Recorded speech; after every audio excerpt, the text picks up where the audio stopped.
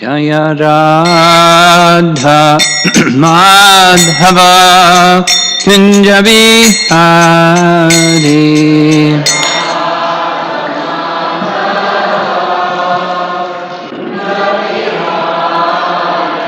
Jaya Radha Madhava Kunja Bihari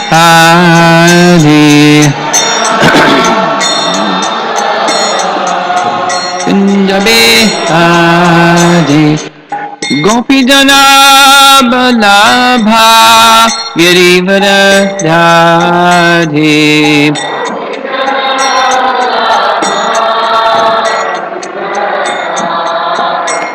Gopi Jana Balabha Girivardhari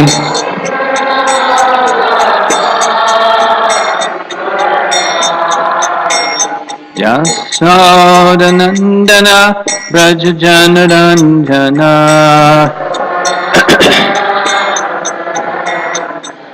Yasodanandana Brajajanaranjana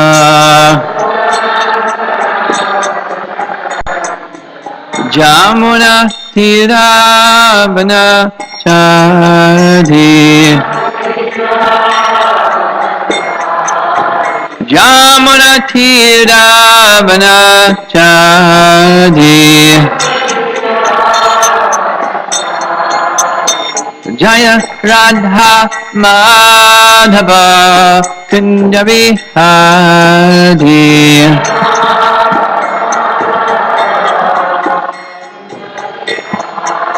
Jaya Radha Madhava Kunja Bihari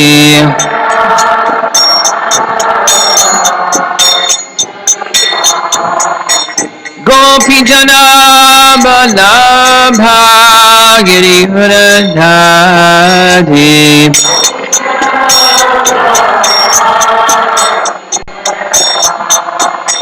Gopi Jana Balabha Girivardhari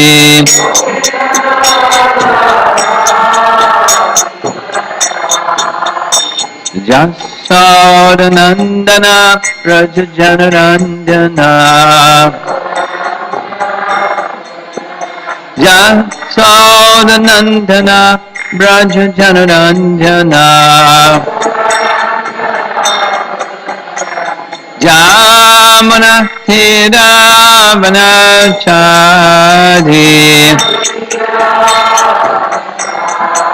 Jamuna Tiravana Chari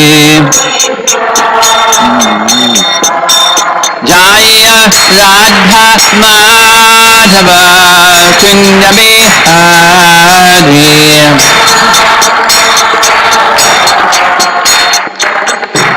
Jaya Radha Madhava Kunja Bihari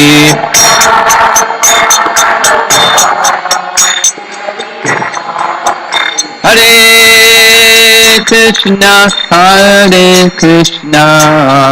Krishna Krishna Hare Hare Hare Rama Rama Rama Hare Hare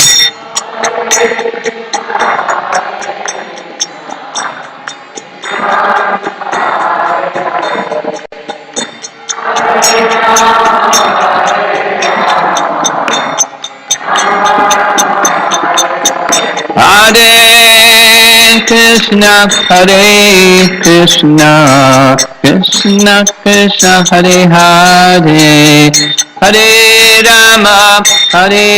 Rama Rama Rama Hare Hare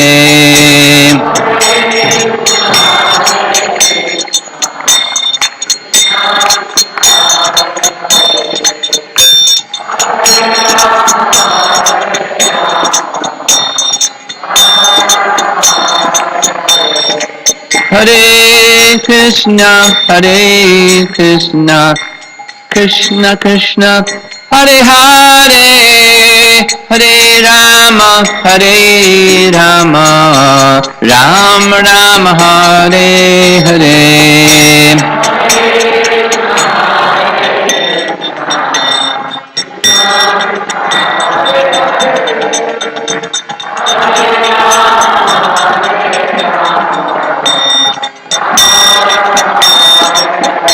Hare Krishna, Hare Krishna, Krishna Krishna, Hare Hare, Hare Rama, Hare Rama, Ram Ram, Hare Hare.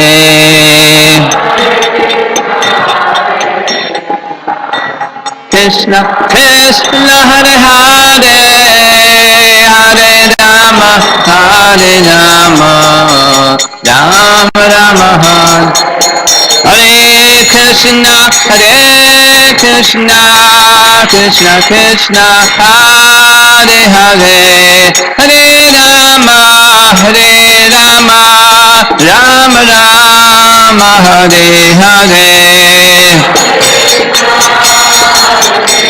Krishna Krishna, Hare Hare, Hare Rama, Hare Rama, Rama Rama, Hare Krishna, Hare Krishna, Krishna Krishna, Hare Hare, Hare Rama, Hare Rama, Rama Rama, Hare Hare.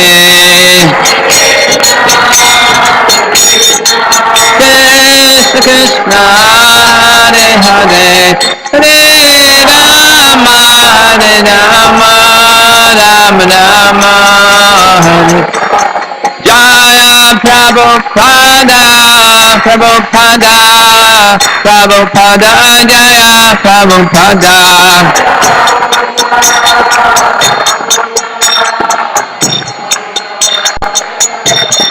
Prabhupada, Prabhupada, Prabhupada, Jaya Jaya Prabhupada.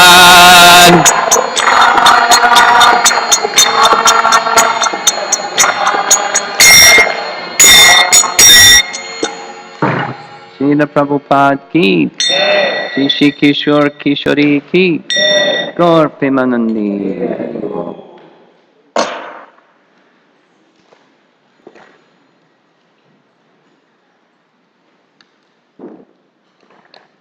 I was asked to make a practical announcement. I thought it was going to be somebody's car is parked in the wrong place, license plate number, blah, blah, blah. You got to move it or they're going to take it away. So it's not one of those.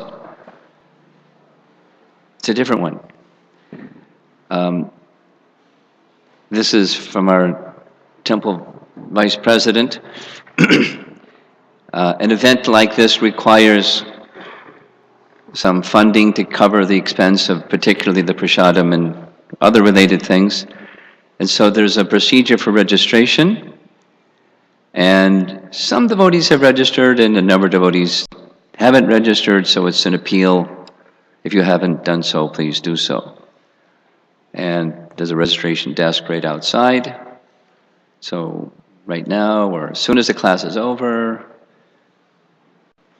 please see your way to the registration table. Hare Krishna.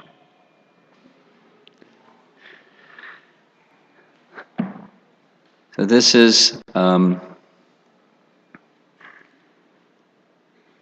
preparing ourselves for, actually it's a piece of cake with whipped cream and icing on top, called 32 Round Day. Now when we give it that name because when there's a japa retreat, which this isn't, this is the festival of the holy name, we have 64 round day. But many of you have to go back to where you came from, distant places, so we have only half a day tomorrow, so it's 64 rounds divided by 2, called 32 round day. And it's a very nice experience. Chanting 32 rounds, chanting the holy name is a nice experience, and chanting 32 rounds is a nice experience. And doing that in the assembly of devotees is especially nice experience, and it's actually easy experience. Just came from earlier this month, 2 weeks ago. Was at Seattle for a japa retreat, and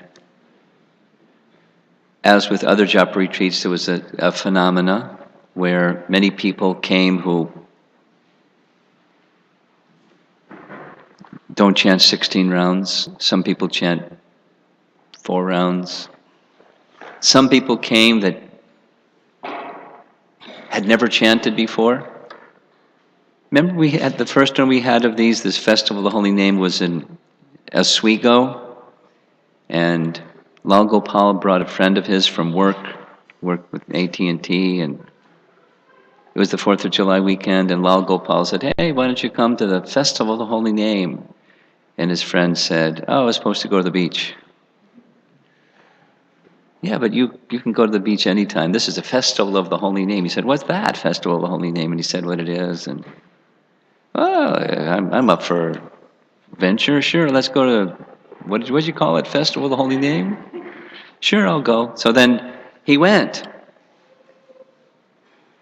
And so when it came to the sharing session afterwards, he was the first one with his hand up saying, "You know, I never chanted Hare Krishna before, never chanted anything before. I like music, but not anything spiritual."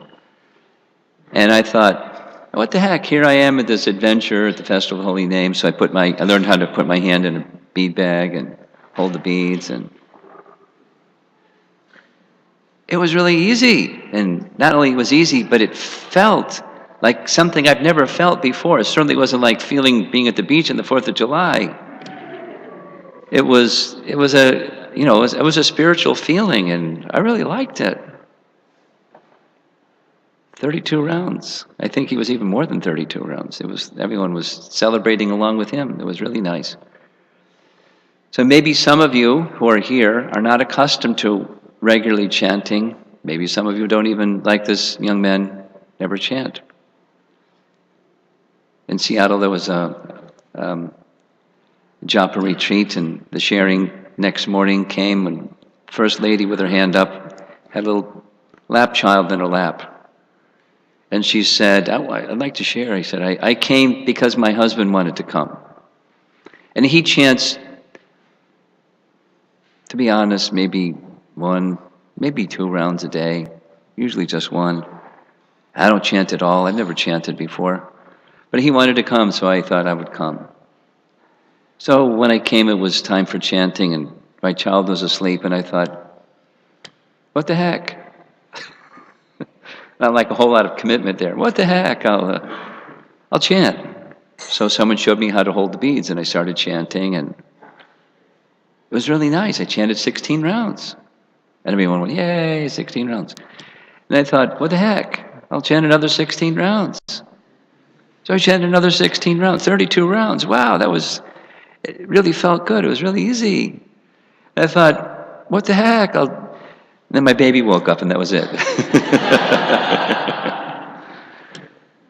But it was really nice, and maybe when I go back home, I'll start chanting. But I just wanted to share that with everybody. It was really easy being with all of you. And so if you're not a regular chanter, or not a 16-round chanter, or certainly not a 32-round, come tomorrow and join the party. And I don't see Jai Jagannath, but somebody can relate to Jai Jagannath. It'd be nice if Haridas Thakur can be with us. Can someone make that arrangement? Yeah, okay. He has a murti of Haridas Thakur that perhaps is as big as Haridas Thakur was. He's big. And Haridas Thakur is the Acharya for the chanting of the holy name. Uniquely, by the Leela of Chaitanya Mahaprabhu, he was not born in a quote, Hindu family. He wasn't born in a Brahmin family. He wasn't born in a Vaishnav family. He was born in a Muslim family. But from his childhood, he was attracted to chanting Krishna's name. This is before Lord Chaitanya appeared to inaugurate the chanting of Krishna's name. It was a plan. And he would not only chant Krishna's name, but he would chant Krishna's name constantly. And he became mature. He took a vow that every day he would not just chant 16 rounds or 32 rounds or 64 rounds or 128 rounds. Where was it? You add another 64 to 128, 100, whatever it is. 182, something like that. Whatever it is, 92, 192, 192. 3 times 64 rounds every day. Every day. Every day. Every day. And then the next day, and then the next day, and then the next day. And you do the math, and he hardly did anything but chant. Consider, for most of us, it takes average 2 hours to chant 16 rounds. Average. So to chant 64 rounds, it's 4 times 2 hours. It's 8 hours. And 3 of those is 24 hours. Every day. That's the day. So he must have chanted more swiftly than we do. Because he probably did some other things like eating and things that you have to do after you eat and taking a bath and maybe a little rest here and there. So, but every day. And I wanted to read or refer to one passage from Chaitanya Charitamrita where Rupa Goswami, so this is intended to help prepare us for the 32 round day tomorrow. Rupa Goswami and Sanatana Goswami both were born in Vaishnava Brahmana families, but because of the circumstance of their being literally forced or coerced into taking service in the government of Nawab Hussain Shah, they considered themselves to be fallen. And therefore, when they left their government service and took up a renounced Vaishnava life, they regarded themselves as unfit. So one of the humble ways that they regarded themselves is they would not enter the temple of Jagannath. Rather, they stayed with Haridas. When they went to Puri to stay with Lord Chaitanya, they stayed with Haridas, who also wouldn't enter the temple, feeling himself unfit. We were speaking about humility. So here's Namacharya and Rupa and Sanatana Goswami, who felt themselves unfit to come before the deity in the temple.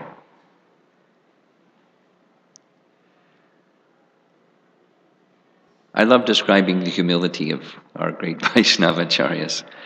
It's so humiliating.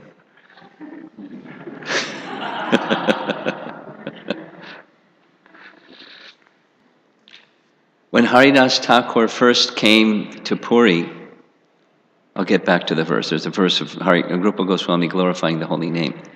Wonderful verse, one of my favorite verses. When Haridas Thakur first came to Jagannath Puri, he came with the devotees from Bengal. When Lord Chaitanya had taken a South India tour, took 2 years, he came back to Puri. Lord Chaitanya sent some notice to the devotees in Bengal to come to Puri because he's now back and to come for the Rath Yatra. So they were, yay, let's go. They had a festival for a week just celebrating that they're going to go see Lord Chaitanya at the house of Advaita Acharya in Shantipur. And after a week-long festival, they got their things together, and they started making the journey from Bengal to Puri. And when they reached Puri, at that time Lord Chaitanya was outside of Puri at the temple of Alalanath, which is a very beautiful temple, very, very serene temple. Because after the bathing ceremony of Lord Jagannath goes into seclusion, and Lord Chaitanya couldn't bear the separation from the deity. So he left Puri and went to Alalanath, where he could see the deity of Krishna in Alalanath. But when the devotees and he was in this mood of separation, intense pain, transcendental mood of separation. So he was in Alalanath, and the messenger came from Puri saying, the devotees from Bengal have left. So nice. He immediately just abandoned his own feelings. Immediately, he abandoned his own feelings and went to greet the devotees. Transcendental love for the devotees by Lord Chaitanya was astounding. So he immediately made arrangements that they would each have a garland and some sandalwood, because it's hot in the summertime. And personally, Lord Chaitanya applied the sandalwood and personally garlanded each one of them. And then he personally saw that they had residential quarters somewhere in Puri, and there were several hundred people, and it wasn't a resort place like it is today. But he found residential places for everybody. And then he was noticing there's somebody missing. Haridas is missing. He said, oh, Haridas is still out on the main road paying obeisances. Several hours later, he's still paying obeisances, feeling himself unfit to be with the Vaishnavas, just paying obeisances, to be in the Dham. So Lord Chaitanya went to him, Haridas, what are you doing? Please get up. I'm unfit to be in the association of the devotees. So Lord Chaitanya didn't disturb his mood. He made a suitable arrangement for him too, which was near the temple, where he could, on a little raised area, then there's too many buildings you can't see, but you could see the chakra on top of the temple of Jagannath. And there he stayed. Anyway, it's so nice. Just go on talking about Lord Chaitanya's associates and won't get to the verse. Lord Chaitanya would go every day to visit him. And one day, Chaitanya Mahaprabhu had in his hand, maybe some of you who have been to Puri have gotten one of Jagannath's toothbrushes made from a bakul tree. On the end, it's kind of made soft. However, they do that with a knife or something, so it's like bristles. And they brush Jagannath's teeth. And then for a few rupees, you get Jagannath's toothbrush. To the highest bidder. Anyway, Lord Chaitanya had one of those toothbrushes. And he saw that Haridas was chanting in the heat of the midday sun. So he stuck the toothbrush, the bakul stick, into the ground, and at once, a full bakul tree, bakul has big leaves, to provide shade for Haridas, like that. A miracle, one of many of Lord Chaitanya's miracles. He produced a bakul tree, so that bakul tree would shade Haridas. So since then it's been called Siddha Bakul. So there Haridas would sit.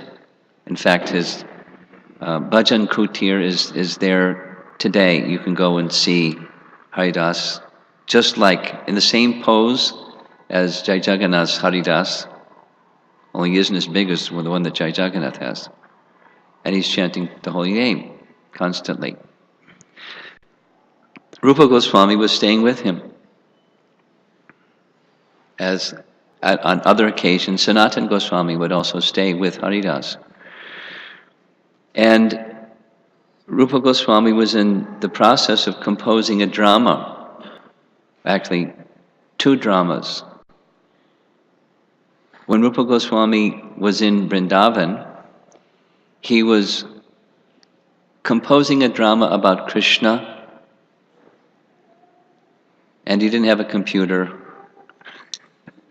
but he had a memory without a computer. He had a big hard drive because he had that kind of capacity to remember things. So he was on his way from Vrindavan to Puri. He was composing in his mind the drama. Doesn't describe how that was. Does something like how Mozart would compose a whole symphony in his mind, go for a morning walk, and a symphony would appear in his mind, go home and write it. Like something. He was glorifying Krishna. And as he was traveling from Vrindavan, he passed through Navadvip and then down, there's this road. Now it's a regular road, but then it was just a walking path. And south of Bhubaneswar, on the way to Puri, is a town called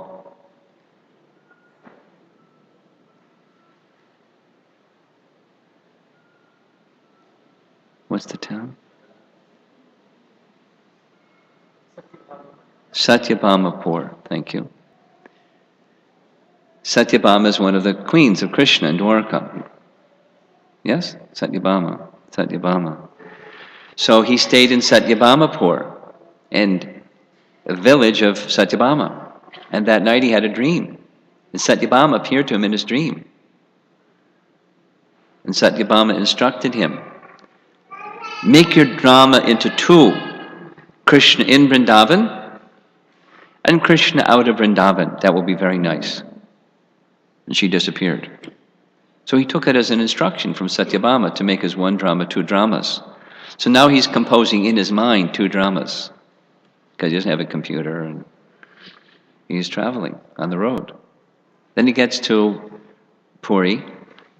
Lord Chaitanya gives him the association of Haridas. And later, Lord Chaitanya said, I understand you're composing a drama. You should make it 2. Krishna in Vrindavan and Krishna out of Vrindavan. Rupa Goswami could then understand Lord Chaitanya is omniscient. And it was definitely Satyabhama who gave the instruction. It wasn't anything else. So it was now 2 dramas. So one day Rupa Goswami is writing, not just what was in his mind, now goes not into his computer, but he was writing. And Lord Chaitanya came to visit Haridas, as he did every day. And Rupa Goswami was there, and he saw Rupa Goswami writing. And so he was writing on a palm leaf, and he picked up the palm leaf and said, what is this? Is this the book that you're writing? And he looked at the page, the palm leaf. It said, this isn't handwriting, this is rows of pearls. Rupa Goswami's, even his handwriting was exquisite, what to speak of what he wrote. And then he read the verse, which I'm going to read to you, at least the translation of the verse.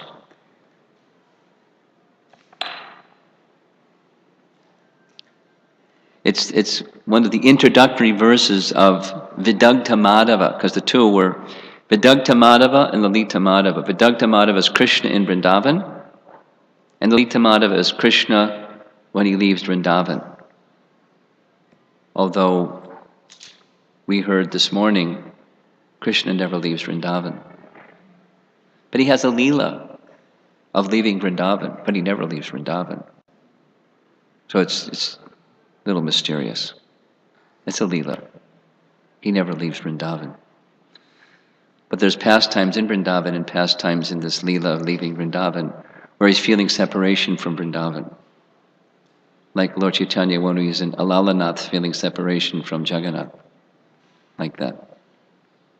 The scene is different, the bhav is the same. Krishna feeling separation from Vrindavan. Lalita Madhava. So the verse that Lord Chaitanya is reading from this palm leaf there's 3 parts. Well, actually it's 4 parts. I do not know how much nectar the 2 syllables Krishna have produced. So attention first goes to the name with 2 syllables, Krish and Na. When the holy name of Krishna is chanted, it appears to dance within the mouth. We then desire many, many mouths.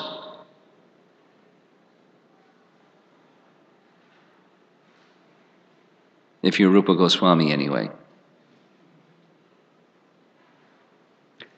When the name of Krishna enters the holes of the ears, we desire many millions of ears. And when the holy name dances in the courtyard of the heart, it conquers the activities of the mind, and therefore all the senses become inert. So if you have a problem controlling your mind and senses, learn to chant like Rupa Goswami chants. Then your problem is solved. And in case you're not there yet, you cultivate it. And the cultivation is part of the reason for reading this. It's a meditation, something that you may find helpful in your 32 round day tomorrow or the next day in your chanting. The next verse says, when Chaitanya Mahaprabhu chanted this verse, Haridas, upon hearing the vibration, became jubilant and began dancing just to hear the verse. He was feeling such ecstasy that uncontrollably, not like, entertainment, just ecstatic feelings of the heart, he began dancing. And then the next verse, one has to learn about the beauty and transcendental position of the holy name of the Lord by hearing the revealed scriptures from the mouths of devotees. Nowhere else can we hear of the sweetness of the Lord's holy name.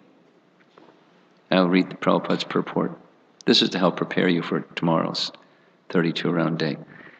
It is said in the Padma Purana, Atakshi Krishna Namadi na bhaved grayamindriyai.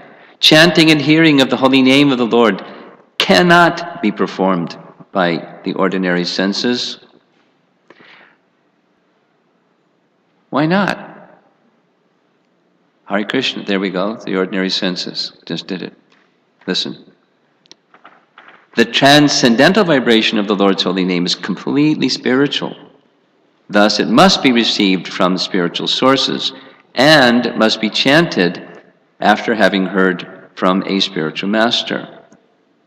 Because there are people that don't, and they chant, and it's another kind of vibration, without detailing what that other one is. One who hears the chanting of the Hare Krishna mantra must receive it from the spiritual master by oral reception. Srila Sanatana Goswami has forbidden us to hear the holy name of Krishna chanted by non-Vaishnavas. There's a lot of that going on, by the way, here and there in yoga studios and things like that, such as professional actors and singers, for it will have no effect. It is like milk touched by the lips of a serpent, as stated in Padma Purana. Avaishnava mukhod girnam putam hari katamritam shravanam naiva kartavyam sarpo chishtam yatapayaha. As far as possible, therefore, the devotees in the Krishna consciousness movement gather to chant the holy name of Krishna in public so that both the chanters and the listeners may benefit. So, this verse by Rupa Goswami was so much appreciated by Lord Chaitanya he said, I want to hear the rest of this drama, and tomorrow I'm going to bring Ramananda Roy, Sarvabhauma Bhattacharya, and the exalted Vaishnavas here in Puri, and I want to have you explain it to them, have you recite the verses from the Vidagdha Madhava and the Lita Madhava. So they all came the next day, and they sat down at Siddhabakul. And Lord Chaitanya motioned for Rupa Goswami to come closer so that he could recite. And he just looked at them and didn't respond. Because in his heart he was feeling, I'm not qualified to sit with these exalted Vaishnavas. In fact, he moved further distant away. That was his heart. It wasn't defiance, it was his mood of humility, although he's in this most exalted position. So when he recited this verse, being upon the request of Ramananda Roy, everyone was astonished. And they said, we've heard glorifications of the holy name before, but nothing like this.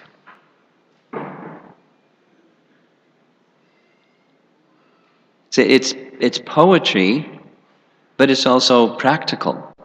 And I'll hope to demonstrate. I like this verse. Ajita made a little, because he knows I like the verse, little, what do you call it? Framed it, had it printed up and framed it, so it's on my desk. And it's something that I meditate upon from time to time, or regularly. The elements of the mantra, or the elements of the prayer of glorification. So there's the object, the name, and then there's the part of the body that makes the sound, the mouth. So my meditation on this verse goes, there's the name, like, seeing the form of Krishna, or the name of Krishna, or the whatever it is, the message of Krishna. And then there's the vibration of the name. So attention goes to the vibration of the name. How much nectar there is in the vibration of Krishna's name, because Krishna's name is not different. So focusing attention on making that sound vibration. And then focusing attention upon hearing the sound vibration. Of course, if you're focusing on making the sound vibration, you have to pay attention to hearing the sound vibration. But then attention to hearing the sound vibration, specifically. As the mouth continues to make the sound, the ears hear the sound. And hear the sound, and attention on hearing the sound, and hearing the sound. And then that sound goes into the heart. And that's the final part. And when that sound vibration enters the chamber of the heart, the mind becomes stunned. And when the mind becomes stunned, the senses become inert. It's a nice meditation on the holy name. Not just glorification, but the process of chanting the name, the two syllables, Krishna. Making the sound, receiving the sound, letting the sound enter to the heart. Similar to the verse, Shrinvanti Gayanti Grananti Sadhavaha, a verse from the Bhagavatam, where the instruction is given by Narada to Vyas to compose Srimad Bhagavatam so that it can be Shrinvanti Gayanti and then internalized. Grinanti Sadhavaha makes one completely transcendental. The transcendental vibration makes one transcendental. Hearing it, vibrating it, and receiving it. So you may want to, during your 32 round day tomorrow, think of that verse, find it somewhere if you like, and have it in front of you. Or just, the parts of it are simple. I do not know how much nectar the two syllables Krishna have produced, when the sound is spoken by the mouth, one experiences such happiness that one wants many, many mouths. And hearing is such a wonderful experience that one wants millions of ears. Not just hear it carefully, millions of ears. When it enters the chamber of the heart, the mind becomes inert. The mind becomes stunned, and the senses become inert. We hear properly.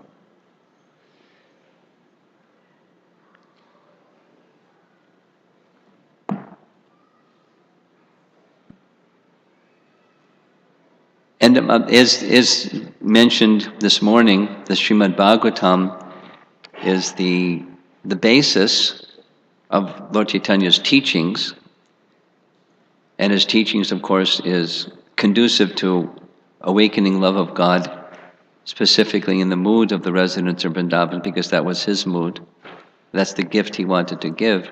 And so the Bhagavatam has many, many verses in which the glorification of the holy name is explicitly expressed. So one of them is in the 6th canto, chapter 3, where in the process of devotional service in general is being appreciated, and specifically devotional service beginning with the chanting of the holy name. So chapter 3 from canto 6. Etavan eva lokesmin hungsam dharma parak smritaha bhakti yogo bhagavati tan nama grahanadibihi. Devotional service beginning with the chanting of the holy name of the Lord is the ultimate religious principle for the living entity in human society. Because the beginning verses of the Srimad Bhagavatam expresses that this Srimad Bhagavatam is going to speak about one thing, and that's paradharma. And all other, just like Krishna speaks, sarvadharmam parityaja, mamekam sharanam vraja. The paradharma is this which brings one to the position of Krishna's shelter. And that's devotional service, brings one to Krishna's shelter. And that devotional service, tannama grahanadabihi, beginning with the chanting of the holy name, brings one directly into Krishna's association. Ready or not, qualified or unqualified, pavitra or apavitra, purified or unpurified, whatever your condition is, whoever you are, whatever circumstance of life you're in, take the chanting of the holy name. And immediately, you're engaged in paradharma. How merciful is the holy name. No prior qualification, no purascharya vidhi in the language of Chaitanya Mahaprabhu.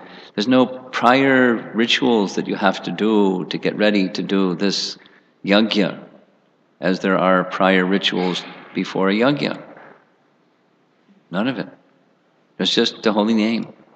And the holy name is so powerful it can deliver one from material existence, as we heard in the 12th canto, chapter 3 verse. It can deliver one from material existence. And all the turmoil and contamination of Kali Yuga. Here's Prabhupada's purport. As stated in the previous verse, Dharman Bhagavatan, or religious principles, are Bhagavad Dharma, the principles described in Srimad Bhagavatam itself, or in Bhagavad Gita, the preliminary study of the Bhagavatam. What are these principles?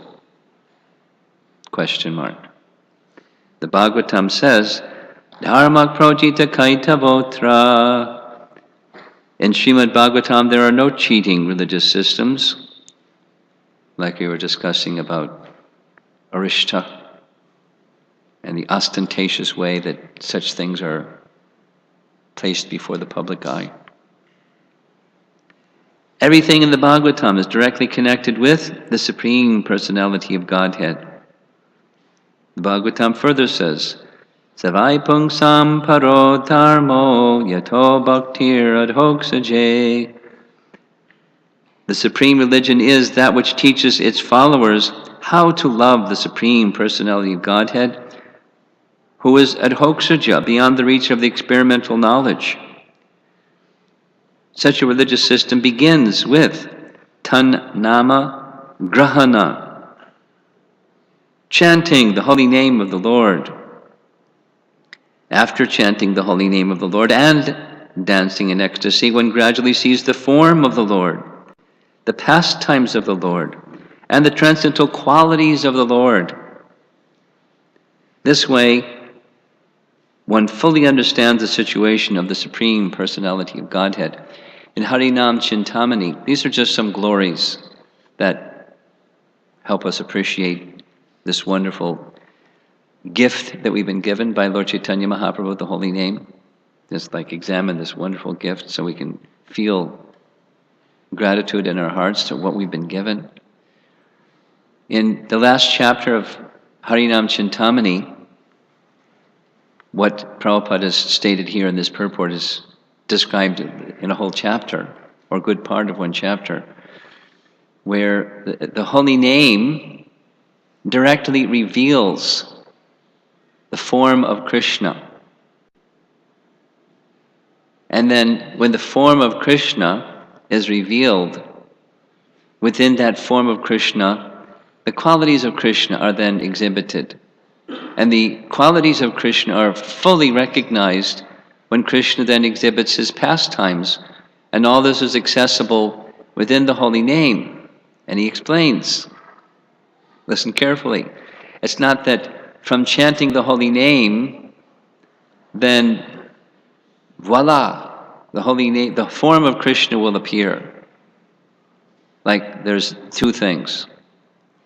He says it's one thing that within the holy name, the form of Krishna is there. And the form of Krishna is revealed within the holy name.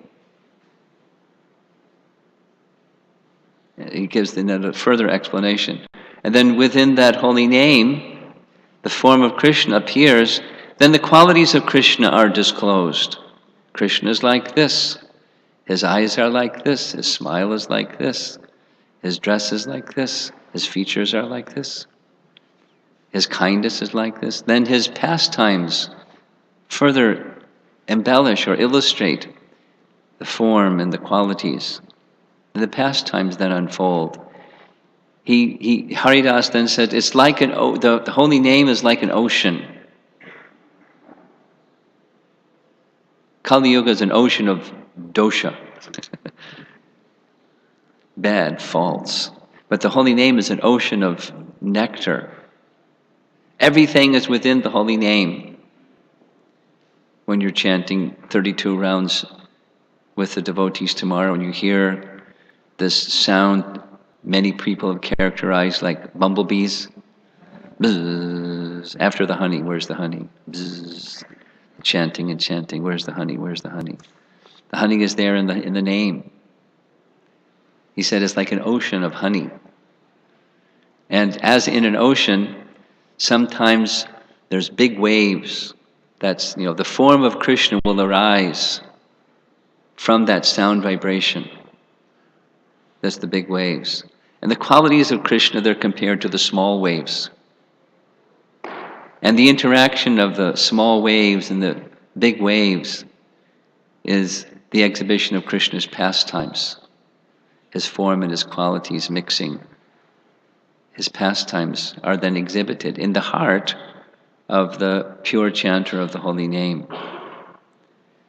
So we're not eligible to see Krishna's pastimes because he only appears once in a lifetime of Brahma. We've got a long wait. But one can see the unmanifest pastimes of Krishna by this method, by the unalloyed chanting of the holy name. The pastimes of Krishna are exhibited, the form of Krishna, his qualities of Krishna. Not just reading something from a book and then imagining, but directly experiencing, as Krishna says in the 9th chapter of Bhagavad Gita. Pratyaksha agavgamam dharmyam susukam kartam avyayam. This teaching of Bhagavad Gita, and with it the chanting of the holy name, is meant to give direct perception of the self. So there's the individual self, but how can we see the individual self without the Supreme Self? So the self-realization and God-realization, they occur simultaneously. And the medium for all of that is the holy name. Boy, time really passes quickly. This class is supposed to end at 6 o'clock. And it's 6 minutes to 6 o'clock. Our tea's at 6 o'clock? Yes, Maharaj. Okay. So, those of you that will be with us tomorrow, well, two things. I recommend, 3 things I'll recommend. Recommend anticipation. So when you take rest tonight, anticipate this wonderful opportunity of being with all these wonderful devotees and chasing the nectar, bumblebees, drinking the nectar of the holy name together. Anticipate that experience, diving, plunging into that honey pot with many other bumblebees. Don't worry, there's plenty of hot honey for everybody. Another is get sufficient rest. We'll have kirtan tonight. Don't eat like too much prasadam tonight. Take rest at a good hour. Get up early. And I know certain families going to be up probably at 2 o'clock in the morning, and your sons just love this day out of the year. And chant early. Even before Mangalarti, chant nicely. So then after Mangalarti, chant it together, and then don't eat a big breakfast. Eat a modest breakfast, and then, because you might torpedo after. And then come back again in the temple room and chant together. And you do like that, and you'll have a fantastic time. Guaranteed. Guaranteed. Guaranteed, or your registration fee back, no problem.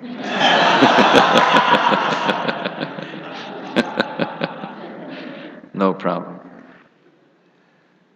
And one of the things that we are requesting is, especially people that have a tendency to talk. Some people are more reserved, but some people have a tendency to talk. It's Mona Vrata tomorrow. Mona Vrata means no talking.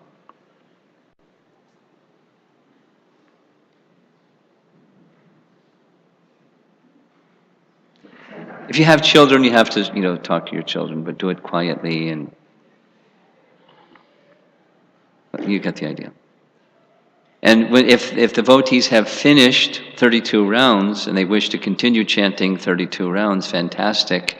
Otherwise, according to the schedule, I don't have the times memorized, but upstairs I'm pointing to the Prasadam hall. We can have a little kirtan, unamplified little soft kirtan up there for people that finish early and want to chant that way. And then otherwise we'll just follow our schedule, and then we'll meet according to what the schedule says, and we'll do some sharing. And the class tomorrow will be shorter than this. It'll be like a mini Go Team Go class. Okay, so any comments or questions before the conch blows?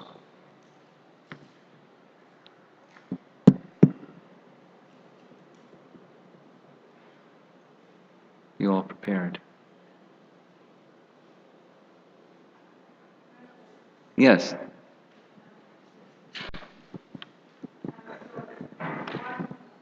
Here comes back to Mike.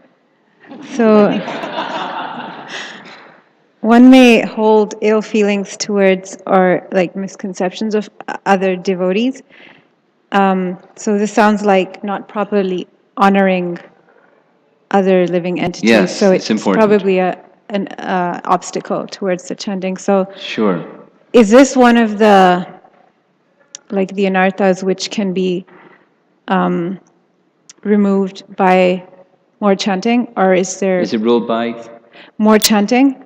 More You had chanting? explained there are 4 types of anarthas, Yes, which yes. they can be removed It by can be more remedied by more chanting, yeah. Or is there any other steps to take for this? Well, yeah, a really nice one is we hear from Scripture how qualified devotees honor other devotees. And then we go, wow, that was nice. And then we follow in the footsteps of those qualified devotees to honor other devotees. That's a really nice one. It's part of culture, is how does a cultured person know how to be cultured? You know, it's not like a boarding school where you put a book on your head and you learn how to stand straight by discipline. So, but it's more of the spontaneous, loving exchanges amongst devotees and how devotees honor other devotees. Is that addressing your question? Not exactly. You got that question mark on your forehead. I was just going to. No, the thought was coming. It did address the question. The thought was coming.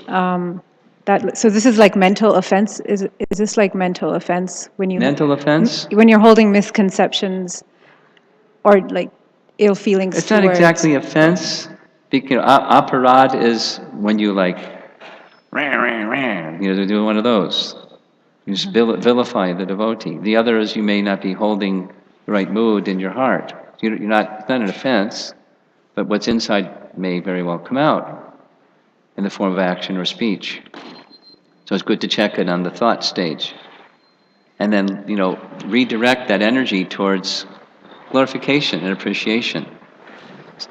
See the bhakti, and in a mood of service, how can I be of service to this nice devotee who is carrying this bhakti, and like that. How do I go about that? How do I navigate this territory? But I'm not very advanced myself, which is kind of where the question comes from. So we see how advanced devotees do, and we follow in their footsteps. Nice to be around advanced devotees and to read the scriptures regularly. That helps. That's the cure, along with lots of chanting. So let's do some more chanting. Srila Prabhupada ki jai.